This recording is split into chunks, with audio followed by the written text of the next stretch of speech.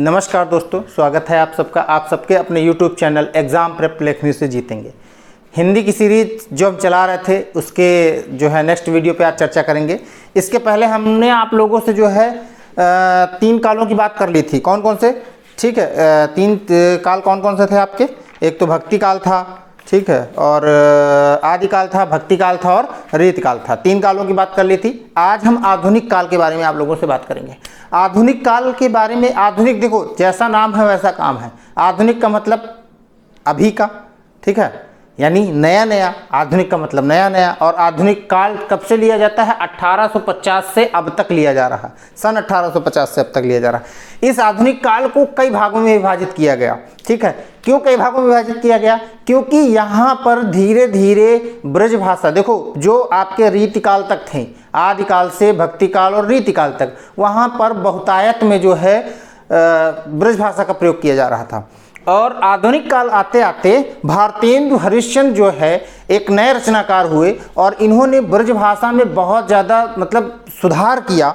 और सुधार करने के बाद धीरे धीरे ये लोग जो है अपने आप को खड़ी बोली की तरफ खींचते हुए लेके चले गए। तो आधुनिक काल को 6 भागों में विभाजित किया गया। भारतेंदु युग, द्विवेदी युग, छायावादी युग, प्रगतिवादी, प्रयोगवादी और नई कविता, ठीक है। अब ये जान लीजिए, जो आपका भारतेंदु युग है इसको पुनर्जागरण या नवजागरण काल भी कहा जाता है। क्या कहा जाता है? लिख दें यहाँ पे, ठीक है। पुनर्जागरण या नवजागरण, ठीक है। तो आप इस चीज को ध्यान दीजिएगा। अगर आपसे कहीं ये पूछ ले कि पुनर्जागरण काल या नवजागरण काल, ठीक है, या भारतेंदु युग, तो तीनों एक ही हैं। इस चीज को ध्यान दे लीजिएगा, याद रखिएगा, ठीक है। और उसके बाद जो द्विवेदी युग आता है, द्विवेदी युग को जागरण सुधार काल भी कहा जाता है।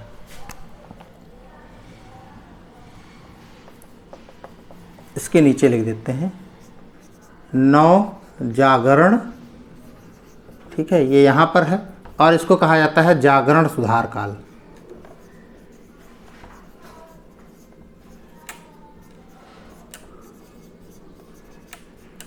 ठीक। अब एक चीज जान लीजिए, आधुनिक काल में, आधुनिक काल क्यों कहा गया इसको? भाई आचार्य रामचंद्र शुक्ल ने जो है हिंदी साहित्य के विकास का विभाजन किया, तो इसको आधुनिक काल क्यों कहा गया? आधुनिक काल इसलिए कहा गया कि इसके पहले की जो कविताएं थी, ठीक है, वो अधिक से अधिक भक्ति में जो है रमी हुई थी। चाहे वो निर्गुण भक्ति रही हो, चाहे सगुण भक्ति रही, मतलब किसी की भी है, पूजा पाठ करना है आपको, ठीक है। वीर गाथा काल में राजाओं की पूजा हो रही थी, आदिकाल जिसको कहते हैं, ठीक है। उसके बाद भक्ति काल आया, भक्ति काल में भगवानों की पूजा हुई। रीति काल में बस उन्हीं भगवानों में थोड़ा सा संशोधन कर दिया गया और कुछ नहीं किया गया। सारे जितने भी मूर्ति पूजा थे उनको विरोधी थे, उन्होंने अपने उस हिसाब से जो है कविताएं और रचनाएं लिखी। यहाँ पर जो है आधुनिक काल में है, तो आधुनिक काल में सब कुछ बदल गया। भारतेंदु को जो है खड़ी बोली का प्रवर्तक माना जाता है और भारतेंदु युग का जनक भी भारतेंदु हरिश्चंद्र को माना जाता है। इसीलिए इनके नाम पर जो है भारतेंदु युग पड़ा है। अच्छा, एक चीज और जान लीजिए, ये पुनर्जागरण और नवजागरण काल या जागरण सुधार काल डॉक्टर नरेंद्र आचार्य हैं, उन्होंने इसका नाम दिया था। आचार्य नरेंद्र कह लो, सॉरी नागेंद्र कह लो या नागेंद्र आचार्य कह लो, डॉक्टर नागेंद्र आचार्य ने जो है भारतेंदु युग को पुनर्जागरण या नवजागरण काल कहा और द्विवेदी युग को जागरण सुधार काल कहा। अब देखिए, भारतेंदु युग जो था वो 1850 से 1900 तक सबसे ज्यादा खींचा, ठीक है। एक चीज और इसमें बहुत महत्वपूर्ण है, महत्वपूर्ण ये है कि भारतेंदु हरिश्चंद्र जो थे वो अल्प आयु में ही जो है वो मृत्यु को प्राप्त हो गए थे। 35 वर्ष की छोटी सी अवस्था में वो जो है मृत्यु को प्राप्त हो गए। और उन्होंने इस काल के अंदर, यानी अपने इस युग के अंदर इतना ज़्यादा काम कर दिया, इतना ज़्यादा काम कर दिया कि इनके नाम से ही इसको जाने लगा। खड़ी बोली के प्रवर्तक हो गए, ठीक है। ब्रज भाषा में बहुत ज़्यादा सुधार कर दिया उन्होंने और जो है तमाम सारी चीज़ों का श्रृंगार का प्रयोग होने लगा और भी बहुत सारी चीज़ों पे कविताएं लिखने लगी।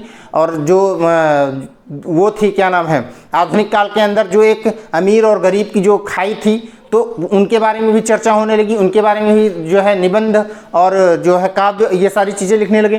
तो इन सब चीज़ों पे जो है भारतेंदु जी ने बहुत काम किया।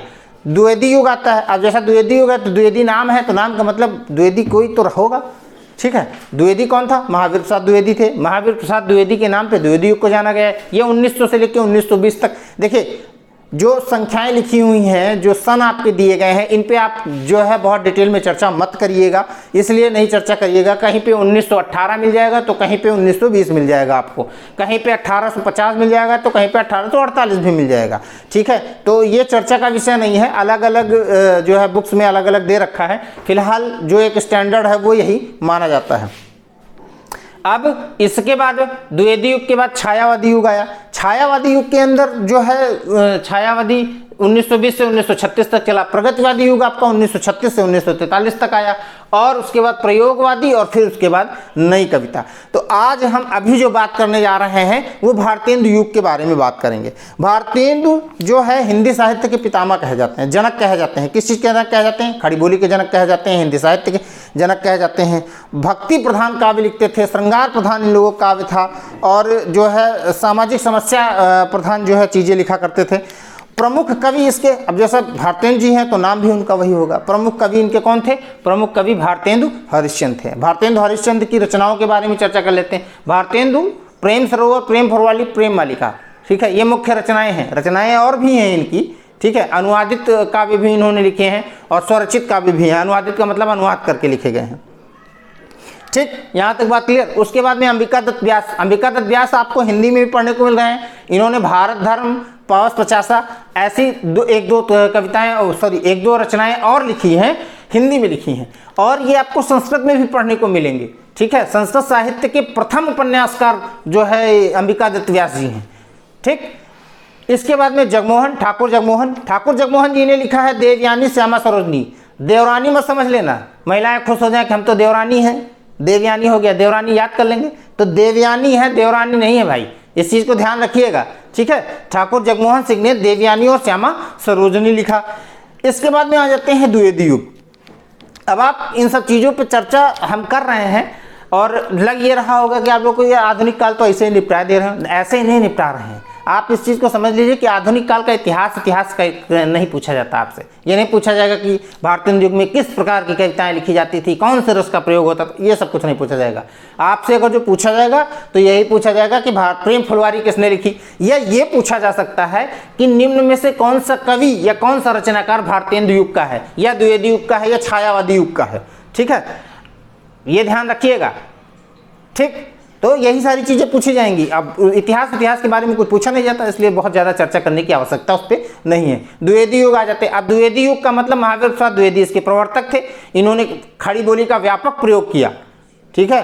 और दूसरी चीज़ ये थी कि हमने जैसा आपको बताया कि ये दौर जो है उत्तरोत्तर काल में चलता हुआ जा रहा था, और चीज़ों को जो सबसे ज़्यादा सामाजिक समस्याएं थी उस पर, राजनीति पे, ठीक है, श्रृंगार प्रधान कविताएं, भक्ति प्रधान कविता, मतलब सब कुछ मिला जुला के लिखा जाता था। इसमें ऐसा कुछ नहीं था कि नहीं अब ये भक्ति काल है तो सिर्फ भक्ति लिखी जाएगी, ठीक। तो आधुनिक काल है तो आधुनिक कविताएं लिखी जाएंगी। तमाम सारी कविताएं, आधुनिक कविताएं आजकल आपकी फिल्मों में आ गई हैं, तो फिल्मों के जो गीत हैं वो सब आधुनिक काल के आ जाते हैं। तो आप इसको समझिए।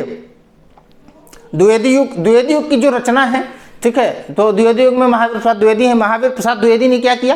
काव्य, मंजूषा और सुमन से कुछ अगर जो याद आए तो एक मूवी आई थी 1989 में, ठीक है, जब सोनाक्षी सिन्हा पैदा हुई थी, उनका जन्म हुआ था, उस दौरान एक मूवी आई थी मैंने प्यार किया। और मैंने प्यार किया की जो एक्ट्रेस थी, हीरोइन थी भाग्यश्री, उसका नाम था उस मूवी के अंदर सुमन। तो याद कर लीजिएगा इससे। देखो चीज़ें अपने आप कनेक्ट करते रहो, ये मत सोचो जगह तो तुम ये सोचो अरे गुरुजी ये तो याद नहीं होता है, कैसे याद होगा। कष्ट में क्यों बोल रहे हो भाई, ठीक है, कष्ट वष्ट किसी भी चीज़ का नहीं होता है। अगर आपकी इच्छा शक्ति, दृढ़ इच्छा शक्ति मजबूत है, आपको याद करना है तो जरूर याद होगा, ये तो ऐसी बात है। और ये रोने धोने वाला जो कहता है ना कि हमसे तो याद नहीं होता, हमसे तो हो ही नहीं पाएगा, तो वाकई में तुमसे नहीं हो पाएगा। जो ये सोच ले अपने मन में उससे तो नहीं हो पाएगा, क्योंकि ईश्वर जो है हमेशा विद्यमान रहते हैं, वो हमेशा आपको एक आशीर्वाद दिया करते हैं, तथास्तु, तुम जैसा सोचोगे वैसा ही हो जाएगा। तुमने सोच लिया तुमको याद नहीं होगा तो तथास्तु, नहीं याद होगा। तुमने सोच लिया तुमको याद होगा तो तथास्तु, याद हो जाएगा, ठीक है। तो ये अपने दिमाग में कतई मत लाओ। जो चीज़ें तुमको याद नहीं करनी है उनको सिर्फ पढ़ना है, और पढ़ते रहोगे तो याद हो जाएंगी, ठीक। महावीर प्रसाद द्विवेदी, काव्य, मंजूषा और सुमन, ठीक है। चीज़ों को कनेक्ट करने की कोशिश करो, जैसे जैसे कनेक्ट करोगे वैसे वैसे चीज़ें आपको याद हो जाएंगी। मैथिली शरण गुप्त, साकेत, भारत भारती, यशोधरा और पंचवटी, मैथिली शरण गुप्त जी ने कविताएं लिखी, ठीक है। और फिर उसके बाद में माखनलाल चतुर्वेदी, हिम तरंगिणी, हिम किरीटिनी, युग चरण, हेम तरंगिणी, हेम किरीटिनी, युग चरण किसने लिखी? माखनलाल चतुर्वेदी ने लिखी। अयोध्या सिंह उपाध्याय, हरिऔध, प्रिय प्रवास, वैदेही वनवास, रस कलश। अच्छा, एक तुमको मतलब बता दें, एक इंटरेस्टिंग बात बता दें आप लोगों को कि द्विवेदी युग की बहुत इंटरेस्टिंग बात है। द्विवेदी युग में सरस्वती पत्रिका का संपादन होता था। 1903 में जो है, सन 1903 से 1920 तक महावीर प्रसाद द्विवेदी ने जो है सरस्वती पत्रिका का संपादन किया। और इस पत्रिका के संपादक बनने के बाद में उन्होंने जो है क्या किया, खड़ी बोली को मुख्य रूप से जो है प्रसारित किया। ठीक है, और प्रसारित करने के बाद में जो कविताएं अच्छी होती थीं उन्हीं का वो प्रकाशन करते थे। और आपको मैं बता दूं, जूही की कली एक कविता थी, ठीक है, निराला जी की, सूर्यकांत त्रिपाठी निराला जी की। सोचो जरा, इतने बड़े लेखक सूर्यकांत त्रिपाठी निराला जी, जूही की कली कविता, उसको द्विवेदी जी ने छापने से मना कर दिया। कहा कि ये अश्लील कविता है, इसको हम नहीं छापेंगे सरस्वती पत्रिका में। बाद में तारीफ भी की उस कविता की, ऐसा नहीं है कि तारीफ नहीं की, लेकिन प्रथम दृष्टया उन्होंने इस चीज़ से इनकार कर दिया कि ये जूही की कली अश्लील कविता है, इसको हम नहीं छापेंगे। पढ़ी नहीं है हमने तो बस जानकारी ली है, तो अब पढ़ के आप लोगों को बताएंगे कैसी कविता है। ठीक है, उसके बारे में भी चर्चा कर लेंगे। कहाँ पर? द्विवेदी युग में। अब एक चीज़ मन में सवाल ये आ रहा होगा कि द्विवेदी जी से पहले कौन संपादक था सरस्वती का? तो श्यामा प्रसाद जी जो है द्विवेदी जी से पहले संपादक थे। 1900 के आसपास ये जो है पत्रिका लॉन्च हुई थी, और 1903 में जो है महावीर प्रसाद द्विवेदी इसके संपादक हो गए सरस्वती पत्रिका के। ठीक है, तो ये ध्यान रखिएगा, हो सकता है आप लोगों से पूछ लिया जाए। फिर माखनलाल चतुर्वेदी हमने बताया, हिम तरंगिणी, हिम किरीटिनी, युग चरण। अयोध्या सिंह उपाध्याय, हरिऔध। अब भाई हमारे एक मित्र हैं अश्विनी कुमार उपाध्याय, वो इनका नाम सुन के बड़े खुश हो जाते, कहते कि सिंह भी हैं, उपाध्याय भी हैं, ये तो हमारे जो है कुनबे के ये हैं। तो उनके साथ हरिऔध भी लगा हुआ है। तो हरिऔध इनकी एक उपाधि थी, और इन्होंने जो कविताएं रचनाएं लिखी हैं, प्रिय प्रवास, वैदेही वनवास और रस कलश, ये वो रचनाएं हैं, इतनी ही किसी ने नहीं लिखी हैं, इससे ज़्यादा भी लिखी हैं, लेकिन ये वो रचनाएं हैं जो अक्सर कहीं ना कहीं पूछी गई हैं और पूछी जाती हैं, इसलिए इन पर हम चर्चा कर रहे हैं आपसे, और आसानी से याद हो जाएंगी, आप उस चीज़ से टेंशन मत लीजिए। इसके बाद आते हैं छायावादी। जयशंकर प्रसाद छायावादी जो है उसके युग के प्रवर्तक थे। और जयशंकर प्रसाद, भाई जयशंकर प्रसाद ने 3 शादियां की और तीनों बीवियां इनकी जो है दिवंगत हो गई। तो इन्होंने जो है उन्हीं के वियोग में सारे जितने भी रचनाएं लिखी, सारे वियोग में लिखी। जैसे आंसू, ठीक है, आंसू बहे कैसे, झर झर झर, झरना जैसे। ठीक है, लहर आ गई मन में, वियोग में आ गए तो लहर, दिल उनका लहरा रहा था। कंकाल हो गए सूख के, भाई वियोग में है, खाएंगे पिएंगे नहीं तो कंकाल हो जाएंगे। उसके बाद तितली, तितली की तरह मन चंचल था, उड़ता हुआ चला गया। कामायनी, चित्रधारा, करुणालय, करुणालय से आप समझ लें करुण की बात हो रही है। तो जयशंकर प्रसाद ने क्या क्या लिखा? आंसू लिखा, झरना लिखा, लहर लिखा, कंकाल लिखा, तितली लिखा, कामायनी लिखा, चित्रधारा लिखा और करुणालय लिखा। ठीक है, एक चीज इसके बाद में आ जाते हैं सुमित्रानंदन पंत। सुमित्रानंदन पंत जो है बड़े अच्छे कवि थे। और एक चीज और जान लो, हिंदी साहित्य में सर्वप्रथम ज्ञानपीठ पुरस्कार पाने वाले प्रथम कवि थे। कौन? सुमित्रानंदन। पुरुष में याद रखिएगा, हम आपको सारी चीज़ें बताते हैं। और बहुत लोगों के मन में आता क्या, जी शंकर स्वरूप को जो है प्रथम ज्ञानपीठ पुरस्कार साहित्य के क्षेत्र में मिला था, लेकिन उनको मलयालम भाषा के क्षेत्र में मिला था। तो याद रखिएगा, जी शंकर स्वरूप को मलयालम भाषा के क्षेत्र में जो है साहित्य लिखने के लिए जो है ज्ञानपीठ पुरस्कार दिया गया था। और प्रथम पुरुष हिंदी के लिए अगर जो ज्ञानपीठ पुरस्कार चिदम्बरा के लिए दिया गया था, किसके लिए दिया गया था लिख देते हैं यहाँ पे, आप लोगों को लाइन बना दे, नहीं तो ये तो हमको याद नहीं होगा। क्या? फर्स्ट ज्ञानपीठ पुरुष, ठीक है, किसके? हिंदी। तो ध्यान दीजिएगा, सुमित्रानंदन पंत ने वीणा लिखी, गुंजन लिखी, पल्लव लिखा, उच्छ्वास लिखा। और चिदम्बरा के लिए इनको पहला ज्ञानपीठ पुरस्कार पुरुषों में दिया गया। पुरुष लेखक जो थे, पुरुष राइटर जो थे, उनमें दिया गया हिंदी में। हिंदी भाषा के लिए प्रथम ज्ञानपीठ पुरस्कार पुरुषों में चिदम्बरा के लिए सुमित्रानंदन पंत को प्राप्त होता है। ठीक है, उसके बाद सूर्यकांत त्रिपाठी निराला, ये वही निराला जी हैं जिन्होंने द्विवेदी युग में जो है कविता लिख के भेजी थी। ठीक है, जूही की कली, महावीर प्रसाद द्विवेदी ने मना कर दिया था। तो ये जो है छायावादी युग के कवि हैं। छायावादी युग के कवि, इनकी है रचनाएं हैं इनकी तुलसीदास, अनामिका और अणिमा। ठीक है, 3 रचनाएं हैं इनकी। इसके बाद महादेवी वर्मा थी। महादेवी वर्मा को आधुनिक मीरा कहा जाता है। ठीक है, और दूसरी चीज, महादेवी वर्मा को यामा के लिए प्रथम हिंदी का महिला पुरस्कार, ज्ञानपीठ महिला पुरस्कार दिया गया है। क्या दिया गया है? किसके लिए दिया गया है? यामा के लिए। ठीक, फर्स्ट महिला क्या ज्ञानपीठ, किसके लिए?